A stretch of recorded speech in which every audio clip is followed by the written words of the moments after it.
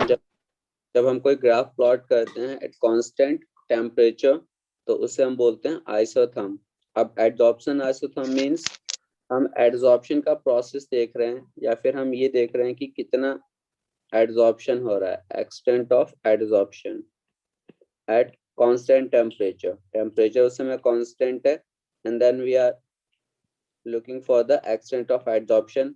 तो जब एडजॉर्प्शन में आपने टेम्परेचर कांस्टेंट कर दिया तो जो एक फैक्टर चेंज हो सकता है या होगा वो है आपका प्रेशर। तो कहीं ना कहीं एडजॉर्प्शन आइसोथर्म में हम एक्सटेंट ऑफ एडजॉर्प्शन और प्रेशर के बीच में रिलेशन देखते हैं। तो देखते हैं क्या रिलेशन है एक्सटेंट ऑफ एडजॉर्प्शन और प्रेशर के बीच में रिलेशन। तो जैसे मैंने आप लोग को बताया था, अगर सिर्फ ये डिफाइन करने के लिए आ जाता है एडजॉर्प्शन आइसोथर्म जो कि कई बार आ चुका है, ठीक है, तो आप क्या लिखोगे, द वेरिएशन, मतलब कितना चेंज हो रहा है, the variation in the amount of gas. जो भी गैस आप एडजॉर्ब करा रहे हो एक एडजॉर्बेंट पे, तो the variation in the amount of gas adsorbed by the adsorbent, ठीक है, adsorb by the adsorbent with pressure. अब ये सी बात है, प्रेशर तो चेंज हो रहा है ना, with pressure at constant temperature, eight constant temperature. तो ये एक डेफिनेशन है एडजॉर्प्शन आइसोथर्म की। तो दोबारा समझ लो, देखो वैसे तो नेम ही आपका सजेस्ट कर रहा है, आइसोथर्म बोल दिया, कांस्टेंट टेम्परेचर, और मैंने बता ही दिया कि इसमें एडजॉर्प्शन देखना है। एडजॉर्प्शन आपको पता ही है, किसी गैस को आप एडजॉर्ब करा रहे हो किसी सॉलिड सरफेस पे, तो कितनी ज्यादा गैस या कितनी गैस एडजॉर्ब हो रही है, that is variation of the amount of gas adsorb by the adsorbent. जो सॉलिड एडजॉर्बेंट है उसने जो एडजॉर्ब किया है तो कितना अमाउंट एडजॉर्ब हो रहा है प्रेशर के चेंज होने से। प्रेशर कम है तब कितनी गैस एडजॉर्ब हुई, प्रेशर इंक्रीज कर दिया हमने तब उसका कितना अमाउंट एडजॉर्ब हुआ, ठीक है, दैट यू हैव टू सी। और इसके ऊपर सबसे पहले जो एक रिलेशन दिया था फर्स्ट टाइम वो है फ्रेंडलिच एडजॉर्प्शन आइसोथर्म। तो ये भी लास्ट 3 to 4 ईयर्स से रिपीटेडली आ रहा है एग्जाम में, कभी ग्राफ की फॉर्म में, कभी किसी फॉर्म में, कभी इंटरसेप्ट पूछ लिया, कभी स्लोप पूछ लिया, कभी डेफिनेशन ही पूछ ली कि what is Freundlich adoption isotherm. Same definition में कुछ नहीं है, बस आप ये बता दोगे कि Freundlich give an empirical relation between quantity of gas adsorbed by unit mass of solid adsorbent and pressure। मतलब तो लिख लेते हैं इसमें थोड़ा सा आइसोथर्म। तो यह फ्रेंडलिच एडॉप्शन आइसोथर्म क्या है ये, in this Freundlich give an empirical relation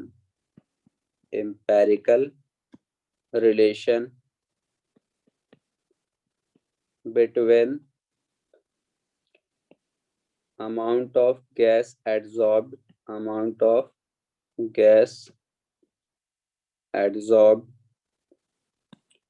by unit mass of adsorbent,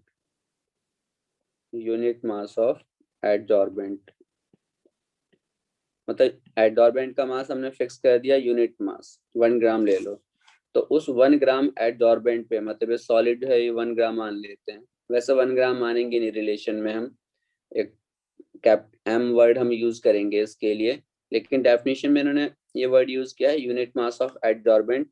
तो देखो it is a relation between कितनी गैस एडजॉर्ब हुई है, अमाउंट ऑफ गैस एडजॉर्ब, किसने एब्जॉर्ब किया है, यूनिट मास ऑफ एडजॉर्बेंट ने, किसके रिलेशन में या किसके साथ में आप देख रहे हो, एंड प्रेशर तो चेंज हो रहा है ना इसमें, और कांस्टेंट क्या है इसमें बताओ, रिलेशन तो आपका ये आ गया, amount of gas adsorb by unit mass of adsorbent and pressure at constant temperature. Temperature. बिल्कुल, तो एट कांस्टेंट टेम्परेचर। तो देखो मैं आप लोगों को ये डेफिनेशन लिखवा रहा हूँ, आप लोगों को ये समझना है। अगर एज इट इज ये समझ में आके या याद हो जाता तो एज इट इज लिख दो, otherwise you can write this definition in your own language. ठीक है, इस पर कोई मार्क्स कटेंगे नहीं। तो अब इसको हम मैथमेटिकल फॉर्म में लिखते हैं, जरा देखो। x upon m directly proportional to pressure power 1 upon m, where x is mass of gas adsorb, जो गैस एडजॉर्ब हुई है, जिसे हम एडजॉर्बेट भी कहते हैं, और m किसका मास है बताओ? Mass of adsorbent. Good, this is the mass of adsorbent. तो you can see mass of adsorbate upon mass of adsorbent, ये पूरा पार्ट ही आपका कहलाता है एक्सटेंट ऑफ एडजॉर्प्शन। कितना एडजॉर्प्शन हो रहा है, ये यही पार्ट बताता है, extent of adsorption. So we can see that extent of adsorption is directly proportional to pressure having a power 1 upon n। अब ये जो 1 upon n है, इसमें n की वैल्यू हमेशा ग्रेटर होती है 1 से। तो अगर n की वैल्यू ग्रेटर है 1 से, तो ये जो 1 upon n है आपका, ठीक है, ये 0, इसकी खुद की वैल्यू जो होती है 1 upon n की, वो लाई करती है 0 to 1 के बीच में। ठीक है, 1 upon n की वैल्यू 0 और 1 के बीच में ही रहेगी। 1 से तो ज्यादा देखो हो ही नहीं सकती है, क्योंकि n की नीचे खुद की वैल्यू 1 से ज्यादा है, तो आंसर सॉल्व करने के बाद हमेशा 1 से कम ही रहेगा ना। तो जो 1 अपॉन n की वैल्यू है दैट इज बिटवीन 0 to 1। और वैसे देखा गया है कि जो जनरली क्वेश्चन सॉल्व करके या फिर एक्सपेरिमेंट करके जो इसकी वैल्यूज आती हैं वो है 0.1 to 0.5, इसी के बीच में आंसर रहता है। तो ये एमसीक्यू में क्वेश्चन आ सकता है कि which is the most probable range for 1 upon n, that is 0.1 to 0.5। you will have other option 0.1 to 0.9, 0.4 to 0.7, but you have to remember this is the most probable range for 1 upon n value 0.1 to 0.5। okay, तो दोबारा देखो, x upon m is directly proportional to pressure की power 1 upon n। जब हम proportionality का sign remove करेंगे will get a constant k। तो ये हमारे पास एक फॉर्मूला आ गया, x upon m is equal to k, pressure की पावर 1 अपॉन n। अब अगर मैं सिर्फ इसको लेकर एक ग्राफ प्लॉट करूं, ठीक है, तो देखो ग्राफ क्या होगा, बताओ ग्राफ कैसा होगा? स्ट्रेट लाइन होगा या नहीं होगा?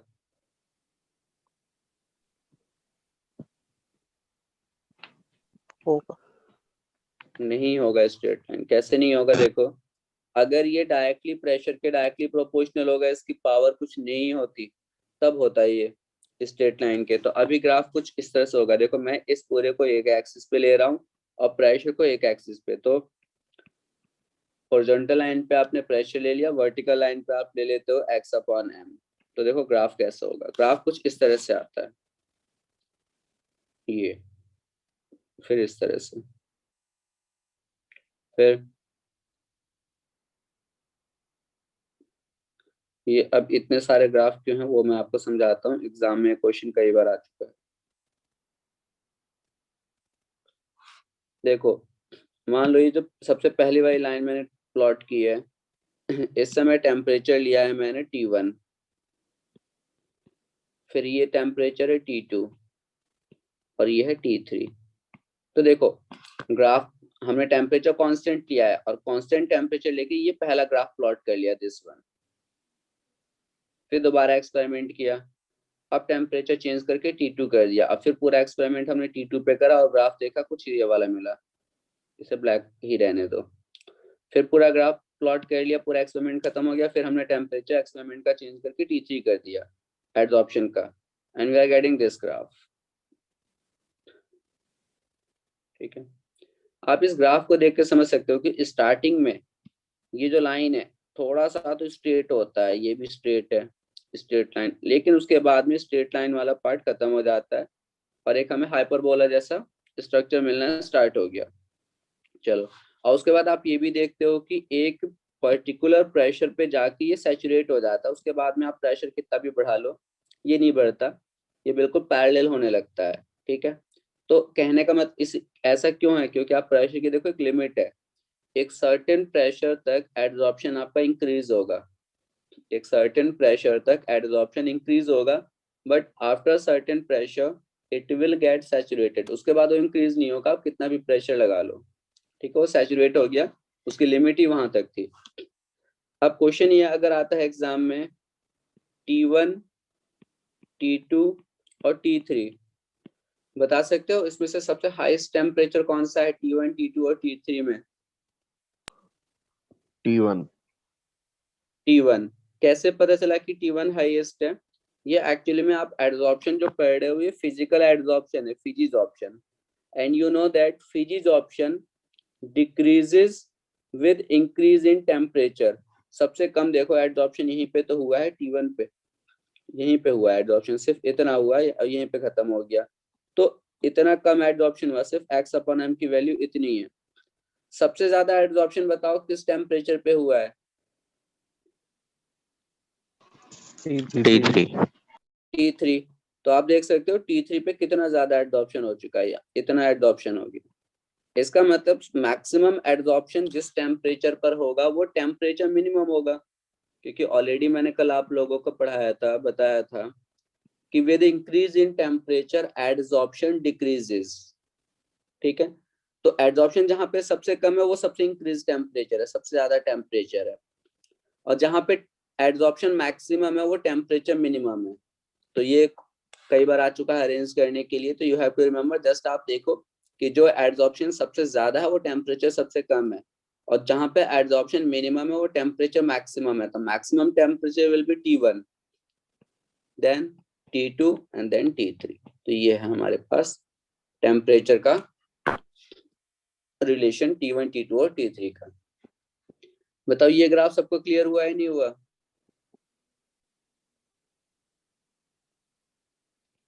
आप देखो आपको करना क्या है, ऐसे ऐसे प्रेशर इंक्रीज हो रहा है, आप ग्राफ को इंक्रीज कर रहे हो और कुछ टाइम बाद लाके आपने सैचुरेट कर दिया, अब इससे ज्यादा नहीं बढ़ सकता। ये T1 पे हो गया, T2 पे इस तरह से। और वैसे भी आपको ये वाला ग्राफ अगर एग्जाम में आता है तो ये तो बना हुआ होगा, आपको तो उससे T1, T2 और T3 का रिलेशन बताना होगा। अगर सिंपली इसका ग्राफ प्लॉट करने के लिए आपसे कहा जा रहा है तो आप तो ये वाला ग्राफ बनाओगे। आपने एक एक्सिस पे प्रेशर ले लिया, एक एक्सिस पे एक्सटेंट ऑफ एडजॉर्प्शन, और आप अपने ग्राफ को इस तरीके से यहाँ पे बना के छोड़ दो बस। और ठीक है, यहाँ तक बना दो, उसके बाद में लिख दो ये प्रेशर जो है, ठीक है, इस प्रेशर को हम कहते हैं कौन सा pressure? Saturated pressure, saturated pressure. तो अगर सिर्फ एक ग्राफ प्लॉट करने के लिए आता है तो आप ये वाला ग्राफ प्लॉट करोगे। दोबारा देख लो, जैसे जैसे प्रेशर हम इंक्रीज कर रहे हैं, हमें पता है कि प्रेशर इंक्रीज होने से एडजॉर्प्शन बढ़ेगा, बढ़ भी रहा है, बढ़ने लगा, और उसके बाद में देखो यहाँ पर आके कांस्टेंट होने लगा, और यहाँ पे आके तो बढ़ ही नहीं रहा है, आप कितना भी प्रेशर इंक्रीज कर लो। तो ये आपका ग्राफ है with this equation. I hope clear हो गया सबको? यस।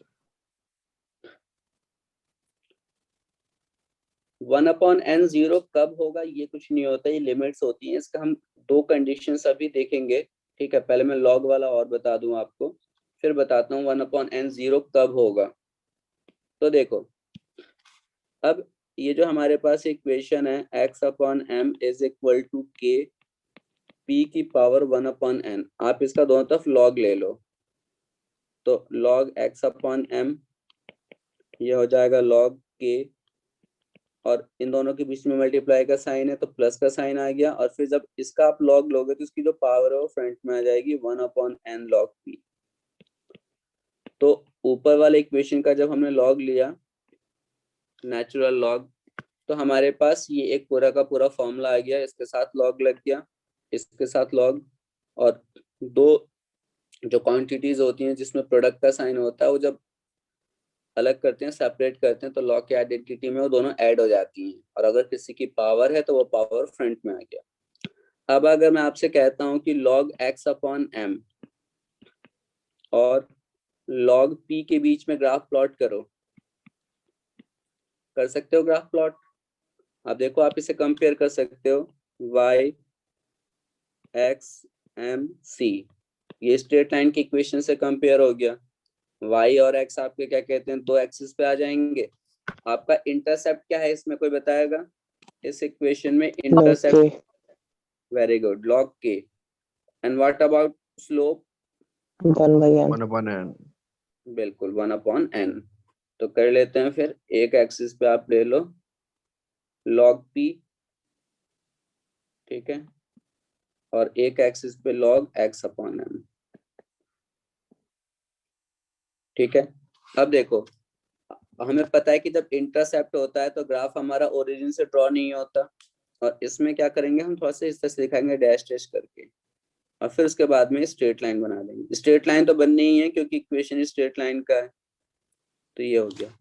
अब यहां से यहां तक की वैल्यू किसकी है बताओ? ओरिजिन से जहां से ग्राफ ड्रॉ करना स्टार्ट करें, यही इंटरसेप्ट की वैल्यू होती है. Log log k. k हाँ, log k, that is intercept. अब हमें स्लोप की बात करनी है, तो स्लोप तो आपको पता ही है. आप यहाँ पे एक राइट ट्रायंगल फॉर्म कर लो. तो ये जो पार्ट है आपका, दिस वन, 1/n. हाँ, तो ये होगा आपका स्लोप, दैट इज 1/n. तो आप कहीं ना कहीं ग्राफ प्लॉट करके ना इजिली स्लोप की वैल्यू फाइंड आउट कर सकते हो. और जब आप स्लोप की वैल्यू फाइंड आउट कर लोगे, वहां से आप n कैलकुलेट कर सकते हो. तो n 0 कब होगा, n की वैल्यू क्या होगी, ये तो देखो सिर्फ एक्सपेरिमेंट पे डिपेंड करता है. अगर आप देखो, अब जैसे मुझसे किसी ने पूछा कि 1/n की वैल्यू 0 कब होगी, इसी से समझ सकते हो आप. इस इक्वेशन में मैं 1/n की वैल्यू 0 पुट कर देता हूं, तो क्या हो जाएगा, p की पावर 0 हो जाएगा, हट गया p 1 मान के. तो x/m k हो गया. इसका मतलब जब एक्सटेंट ऑफ एड्सॉर्प्शन प्रेशर पे डिपेंड ही नहीं करता, वो इंडिपेंडेंट होता है किसके, प्रेशर के, उस समय 1/n की वैल्यू कितनी होती है बताओ, कितनी होती है? 0 0. 0. अगर 1/n, चलो वो तो दो केस हैं, अभी आगे मैं बता रहा हूँ. यहाँ तक सबको क्लियर हो गया ग्राफ?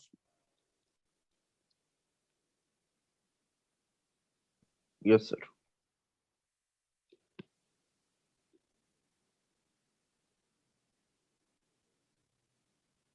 हाँ, किसी ने ये पूछा है कि ये जो डॉटेड लाइन है ये क्यों बनाया. देखो डॉटेड लाइन के पीछे रीजन क्या होता है, मैं अगर अपना ग्राफ प्लॉट कर रहा हूँ, ठीक है, तो यहाँ से स्टार्ट ना करने के पीछे रीजन क्या होता है. कई बार क्या होता है कि जैसे मैं अगर यहाँ से स्टार्ट करता हूँ इस पॉइंट से, तो आप देखो अभी एक्सटेंट ऑफ एडजॉर्प्शन, अभी एडजॉर्प्शन स्टार्ट भी नहीं हुआ है, तो इतना एडजॉर्प्शन हो कैसे गया, इतना एडजॉर्प्शन कैसे हो गया. तो उसके लिए ना हम पहले डॉट डॉट लाइन करके बनाते हैं. ग्राफ तो हमारे यहाँ से प्लॉट होना स्टार्ट होता है, इसको पीछे की तरफ एक्सटेंड किया जाता है. तो कई केसेस में क्या होता है, जैसे आप लोगों ने गैस लॉस पढ़े होंगे, तो उसमें अगर मैं कोई ग्राफ प्लॉट कर रहा हूँ किसके बीच में, मान लो P और 1/v के बीच में, तो वहां पे भी कभी भी ग्राफ यहाँ से ड्रॉ नहीं होता इस तरह से. क्यों ड्रॉ नहीं होता यहाँ से? अगर मैं ओरिजिन से ग्राफ प्लॉट कर रहा हूँ, तो इसका मतलब ये हुआ कि इस पॉइंट पे प्रेशर कितना है, 0, वॉल्यूम कितना है, 0. यही तो मतलब हुआ ना, ओरिजिन से ड्रॉ कर रहा हूँ. कोई भी गैस अगर होगी स्टार्टिंग में भी अगर वो है, तो क्या ये पॉसिबल है कि उसका प्रेशर 0 हो और वॉल्यूम 0 हो? बताओ. Both. कुछ ना कुछ तो प्रेशर होगा और कुछ ना कुछ वॉल्यूम भी होगा. बट ग्राफ के अकॉर्डिंग स्टार्ट हमें वहीं से करना है, ओरिजिन से. तो इस चीज को हटाने के लिए हम यहाँ से यहाँ तक ग्राफ डैश डैश करके दिखाते हैं और फिर स्ट्रेट लाइन दिखाना स्टार्ट कर देते हैं, सो दैट वाली प्रॉब्लम सॉर्ट आउट हो जाए, कि हमें मतलब 0 वाली प्रॉब्लम सॉर्ट आउट हो जाए. गैस का प्रेशर और वॉल्यूम 0 नहीं हो सकता और फिर भी स्ट्रेट लाइन की इक्वेशन दिखानी है, तो उसे डैश डैश करके दिखा देते हैं थोड़ा सा. अब देखो वो जो दो कंडीशंस हैं वो समझो, केस फर्स्ट और केस सेकंड. इसमें क्या है, आप देख सकते हो कि आपके पास में जो फॉर्मूला है x/m is equal to k and pressure की पावर 1/n. अब इस 1/n की दो वैल्यूज हो सकती हैं. 1/n अगर 0 हो जाए और 1/n 1 हो जाए, मैक्सिमम और मिनिमम यही तो हो सकता है. बाकी बीच की जो भी वैल्यूज हो वो भी हम बात कर लेंगे, लेकिन मैक्सिमम दो ही केसेस हो सकते हैं. 1/n 0 हो सकता है, 1/n मैक्सिमम 1 हो सकता है. अगर पहले वाले केस को हम कंसिडर करें, तो आप देखो अगर 1/n 0 है, तो इक्वेशन क्या हो जाएगा, x/m k p की पावर 0 और p की पावर 0 1, तो ये k हो गया। इसका मतलब आपका जो एड्सॉर्प्शन, एक्सटेंट ऑफ एड्सॉर्प्शन है वो कांस्टेंट हो गया, वो चेंज ही नहीं हो रहा है। और ऐसा सिर्फ कब होता है, जब हमारी इक्वेशन कैसी होती है, जीरो ऑर्डर। जीरो ऑर्डर में आप देखोगे कि जो आपका मतलब जीरो ऑर्डर रिएक्शन हमने केमिकल काइनेटिक्स में पढ़ा है, तो ऐसे ही है। अगर ये एक कोई प्रोसेस है और जो मेन क्वांटिटी थी प्रेशर उस पर डिपेंड ही नहीं करता, वो कांस्टेंट हो गया, तो हम यही तो कहेंगे कि अब तुम देखो ना प्रेशर की पावर 0 है, तो इसका मतलब ये जो रिएक्शन है ये कौन से ऑर्डर की मानी जाएगी, जीरो ऑर्डर की। अगर ये वाला केस ले लेते हो आप 1/n इज इक्वल टू 1, तो क्या होगा, x/m के p की पावर 1 हो जाएगी। तो यहाँ से क्या है, यहाँ से जो एक्सटेंट ऑफ एड्सॉर्प्शन है वो प्रेशर के कैसे हो गया, डायरेक्टली प्रोपोर्शनल। डायरेक्टली प्रोपोर्शनल, हमेशा मतलब बढ़ता ही रहेगा। तो उस केस में तो ग्राफ कुछ इस तरह से आएगा, ये इस तरह से होना चाहिए, बढ़ते रहना चाहिए। ठीक है, तो अब इन दोनों चीजों को जरा हम देखते हैं ऐसा कैसे है। तो अगर 1/n की वैल्यू आप 1 पुट करते हो तो x/m is equal to k p की पावर 1 हो गई। और फिर ये रिएक्शन कौन से ऑर्डर की मानी जाएगी बताओ, फर्स्ट ऑर्डर। फर्स्ट ऑर्डर, बिल्कुल, क्योंकि डायरेक्टली प्रोपोर्शनल हो गया तो फर्स्ट ऑर्डर। अब मेरा देखो आप लोगों को समझाता हूँ, ये जो आपका पार्ट है फर्स्ट ऑर्डर वाला, ये थोड़ी दूर तक तो फॉलो होता है। थोड़ी दूर तक कहोगे, थोड़ी दूर से क्या मतलब है, ग्राफ को देखो। आपका जो ग्राफ है x/m और p का बता रहा हूं मैं, लॉग वाला नहीं बता रहा। इसमें क्या आप देखो, स्टार्टिंग में जब मैं ग्राफ प्लॉट करना स्टार्ट करता हूँ इस तरह से, फिर इस तरह से जाता है, और फिर ये हो जाता है। आप खुद देख सकते हो कि ये वाला पार्ट, बताओ ये स्ट्रेट लाइन है या नहीं है। है। Yes sir. तो आप खुद देखो कि थोड़ी देर तक, हाँ थोड़ी देर तक के लिए ही सही, कुछ टाइम के लिए ही सही, हमारा जो ग्राफ है इस वाले ऑर्डर को फॉलो कर रहा है, नहीं कर रहा है, बिल्कुल कर रहा है। लेकिन वो कब कर रहा है, अगर मैं आपसे पूछूं कि ये जो फर्स्ट ऑर्डर वाला जो इक्वेशन है फॉलो हो रहा है, लेकिन कब फॉलो हो रहा है, हाई प्रेशर पे, लो प्रेशर पे, या इंटरमीडिएट प्रेशर पे। देखो इतनी बात तो बता सकते हो, लो प्रेशर पे। बिल्कुल पे, लो प्रेशर पे। शुरू में जो प्रेशर बहुत लो है ना, आप देखो बिल्कुल लो प्रेशर है, तभी तो ये सिर्फ है। जैसे जैसे प्रेशर बढ़ाना स्टार्ट करते हो आपको ये वाली कंडीशन मिलने लगती है, ग्राफ जो है वो आपका स्ट्रेट लाइन से थोड़ा सा कर्व होने लगा। और यहाँ पर आके तो बिल्कुल ही कांस्टेंट हो गया, बढ़ने को तैयार नहीं है। इसका मतलब यहाँ पर ये वाली कंडीशन आ गई। ये पॉइंट कौन सा ऑर्डर बता रहा है, जीरो ऑर्डर वाली बात। ये वाला कौन सा बता रहा है, फर्स्ट ऑर्डर। और बीच में जो भी कुछ होगा वो यहाँ पर होगा। तो अगर मैं ये कहूँ कि ये जो फर्स्ट ऑर्डर वाली कंडीशन है, क्या ये हाई प्रेशर पे एप्लीकेबल है, हाँ या ना, ना। क्या ये बिल्कुल नहीं है। नो। तो आप ये देख सकते हो कि आपका जो फ्रेंडलिच एड्सॉर्प्शन आइसोथर्म है वो फेल हो जाता है। कहाँ पे फेल हो जाता है, वो तो first order at high pressure. First order पे नहीं बच्चे, हाई प्रेशर पे। हाई प्रेशर पे फर्स्ट ऑर्डर तो रहा, ये स्लो आपका लो प्रेशर है तो वहां पे फर्स्ट ऑर्डर है। लेकिन इसे अगर ये फर्स्ट ऑर्डर है, इसे तो हमेशा फर्स्ट ऑर्डर रहना चाहिए था ना। लेकिन देख रहे हो आप कि बहुत ही हाई प्रेशर पे जाकर ये फर्स्ट ऑर्डर का रहा ही नहीं। तो एमसीक्यू में क्वेश्चन आ सकता है, या एक सिंगल लाइनर क्वेश्चन आ जाता है, या आ सकता है कि eight which condition Freundlich adsorption isotherm is not valid और इट गेट फेल्ड। तो your answer will be at high pressure. बिल्कुल इसे, सर ये इसकी मतलब लिमिटेशन टाइप हो गई ना। हाँ बिल्कुल लिमिटेशन टाइप हो गई इसके, इसकी वजह से ही। और आगे हमारे पास लैंगमुर एडॉप्शन आइसोथर्म है, हायर क्लासेस में पढ़ोगे। एक और हमारे पास आइसोथर्म है बैट, बीईटी, सॉरी बीटी लिख रहा हूँ, बीईटी। बट चलो वो हमारे सिलेबस से बाहर की बातें हैं। बट इतना तो आपको समझना ही होगा कि ये किस कंडीशन में जाके फेल हो जाता है। बताओ ये क्लियर हो गया सबको। यस। तो देखो यहाँ से रिलेटेड फ्रेंडली एडॉप्शन आइसोथर्म से रिलेटेड जो भी कुछ क्वेश्चन आ सकता था तो मैंने सब कुछ करा दिया आपको। ठीक है, जो क्वेश्चन जैसे फ्रिक्वेंटली बोर्ड एग्जाम में आया हुआ है उसे मैं एक बार और करा देता हूँ आपको। तो क्वेश्चन ये है, plot a graph between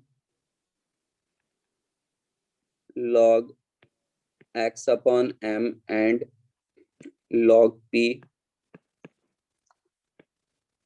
and give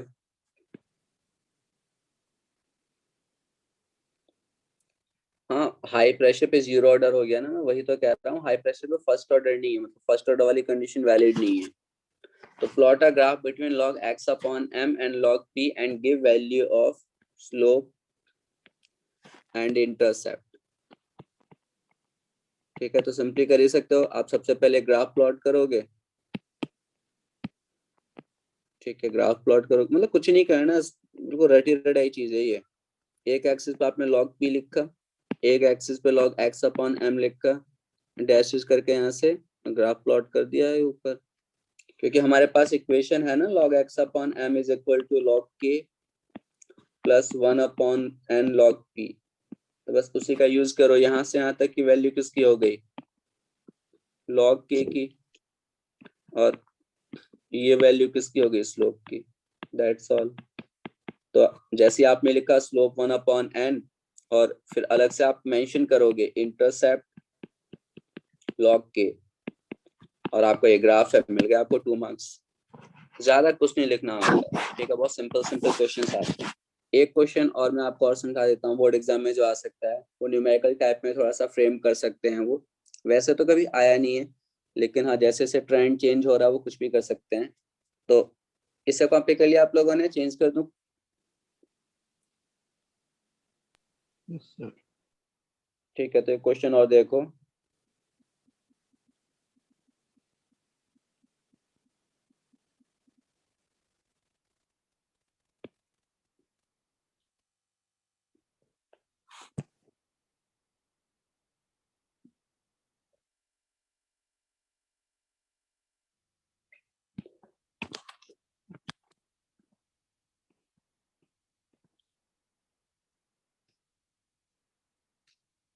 जैसे मान लो क्वेश्चन है on plotting a graph between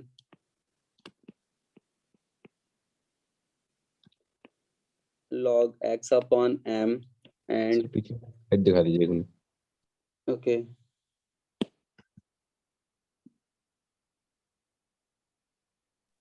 हो गया।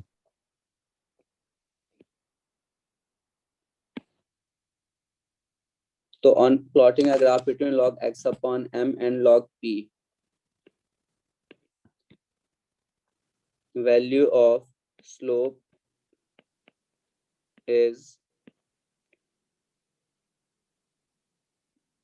2।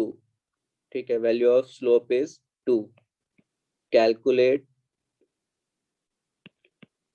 Value of n। और एक और क्वेश्चन इसी में लिख देता हूँ, ऑल्सो कैलकुलेट कि इफ इंटरसेप्ट इज, आपको k भी बताना है, ठीक है, और इंटरसेप्ट इज 2.303। तो इंटरसेप्ट जब ग्राफ प्लॉट किया गया किसके बीच में, log x अपॉन m और log p के बीच में, तो स्लोप की वैल्यू ग्राफ से मिली 2 और इंटरसेप्ट की वैल्यू मिली 2.303। And now you have to calculate n and k। अब इससे ज्यादा तो टफ क्वेश्चन वो नहीं बना सकते, टफ तो ये भी नहीं है, लेकिन हाँ वो न्यूमेरिकल ऐसे ही देंगे। कर सकते हो, बताओ, ट्राई कर सकते हो? सर n तो हो गया 1/2। गुड। देखो जिसको समझ में नहीं आ रहा वो समझ लो। आपको स्लोप की वैल्यू दी है, और स्लोप आप ग्राफ में से देख सकते हो, तो स्लोप हमारा 1/n होता है, तो 1/n स्लोप होता है, और इन्होंने स्लोप की वैल्यू दे दी 2। तो यहाँ से सिंपली है ना, n कितना हो जाएगा, 1/2 हो गया एक आंसर। दूसरा इन्होंने पूछा है इंटरसेप्ट। आप देखो तो जरा इंटरसेप्ट क्या होता है, जल्दी बताओ। लॉग के होता है नहीं, के लॉग के। और इंटरसेप्ट आपको कितना दे रखा है इन्होंने, एक मिनट, ये नहीं होगा आपका इंटरसेप्ट, थोड़ा सा चेंज कर लो इसे। इंटरसेप्ट तो आपको दिया होगा, वो दिया होगा 0.3010। ठीक है, तो अब देखो इंटरसेप्ट log k होता है और 0.3010 वैल्यू गिवन है। log के इंटरसेप्ट, ठीक है, लिख लिया, और इधर है 0.3010। तो अब मैं सर लॉग 2, 0.30, लॉग 2। हाँ, तो या तो मैं ये करूं कि मैं लॉग को उधर लाके एंटी लॉग करूं, इससे अच्छा है मुझे पता है कि इसकी वैल्यू होती है log 2, या ये कह सकते हो कि log 2 की ये वैल्यू होती है। तो मैं 0.3010 को हटा के log 2 लिख लेता हूँ, इधर log k है, हो गया log से log cancel, k is equal to 2। देखा आपने कितना सिंपल क्वेश्चन था, थोड़ा सा लॉजिक लगाना था। इंटरसेप्ट की वैल्यू को log k के इक्वल लिखा, इंटरसेप्ट की जो वैल्यू हो, जनरली ऐसा ही क्वेश्चन देंगे आपको जो सिंपली डिवाइड हो जाए। अगर वो यहाँ पे मान लो इंटरसेप्ट आपको 10 दे देते, बताना क्या आंसर आता आपका? 1. नहीं नहीं सॉरी, नहीं ये मैंने गलत कर दिया, नहीं 10 नहीं, हाँ नहीं, लॉग अगर इंटरसेप्ट 10 दे देते तो 10 थोड़ी होता है, इंटरसेप्ट 1 देते हैं, वो इंटरसेप्ट 1 देते, चलो अभी तो यही है, अगर वो इंटरसेप्ट 1 देते तो आपका 10 आता, क्योंकि आप इंटरसेप्ट की जगह पे 1 लिखते, और 1 वैल्यू किसकी होती है? log 10 की। log 10। तो आप फिर 1 को log 10 से रिप्लेस कर देते, log से log कैंसिल आउट हो जाता, और तब आपका आंसर आता k is equal to 10। I think यहाँ तक सबको क्लियर है ना? Yes sir. ठीक है, तो चलो अब उसके बाद में एक और आपका एडॉप्शन आइसोथर्म है, वो फ्रॉम सॉल्यूशन है, ठीक है, तो ये अपने आप कर लेना, आप लोग कुछ नहीं है। सॉल्यूशन में से जब आप क्या कहते हैं एडॉप्शन आइसोथर्म पढ़ोगे सॉल्यूशन में, तो क्या है, जहां पे आपने यहाँ पे x upon m is equal to k p की पावर 1 अपॉन n लिखा था, क्योंकि आप गैस को एडजॉर्ब करा रहे थे। अब सॉल्यूशन में तो हम कॉन्सेंट्रेशन का इफेक्ट तो देखेंगे, वहां पे कोई प्रेशर का इफेक्ट तो होने वाला है नहीं, तो जो आपका इक्वेशन होगा वो थोड़ा सा चेंज हो जाएगा, वो x upon m is equal to k, और जहां पे p है वहां पर आ जाएगा c, दैट इज कॉन्सेंट्रेशन। बाकी सब कुछ सिमिलर, ग्राफ आप प्लॉट करोगे सेम, लॉग लोगे तब भी यही, x upon m is equal to log k 1 upon n log c। तो आप देख सकते हो कि जब आपने किसी गैस को एडजॉर्ब कराया तो किसका इफेक्ट देखा? प्रेशर का। और अब हम किसका एडजॉर्प्शन करा रहे हैं? किसी सॉल्यूशन में से पार्टिकल्स को एडजॉर्ब करा रहे हैं। तो सॉल्यूशन में से जब किसी पार्टिकल को आप एडजॉर्ब कराओगे तो आप कॉन्सेंट्रेशन टर्म देखोगे। जैसे मैं आपको एक एग्जांपल देता हूँ सॉल्यूशन में से एडजॉर्प्शन का।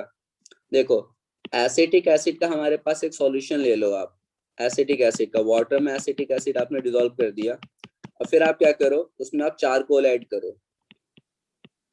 तो जब आप चारकोल ऐड करोगे तो चारकोल अपने ऊपर एसिटिक एसिड के पार्टिकल्स को एडजॉर्ब करा लेगा। तो कितना ज्यादा एडजॉर्प्शन होगा? x upon m। x तो हो गया एसिटिक एसिड के पार्टिकल्स का एडजॉर्ब होना, और m किसका मास है बताओ? किसका मास होगा? चारकोल का। चारकोल ही तो एडजॉर्ब करा रहा अपने सरफेस पे, बट वो किसके इक्वल होगा? k के, और c 1 अपॉन n। c किसका? ये जो आपने एसिटिक एसिड की जो कॉन्सेंट्रेशन ली है, ठीक है। कल मैं यहाँ पे इसका एक न्यूमेरिकल कराऊंगा कंसंट्रेशन वाले का, तो और क्लियर हो जाएगा। अभी यहीं तक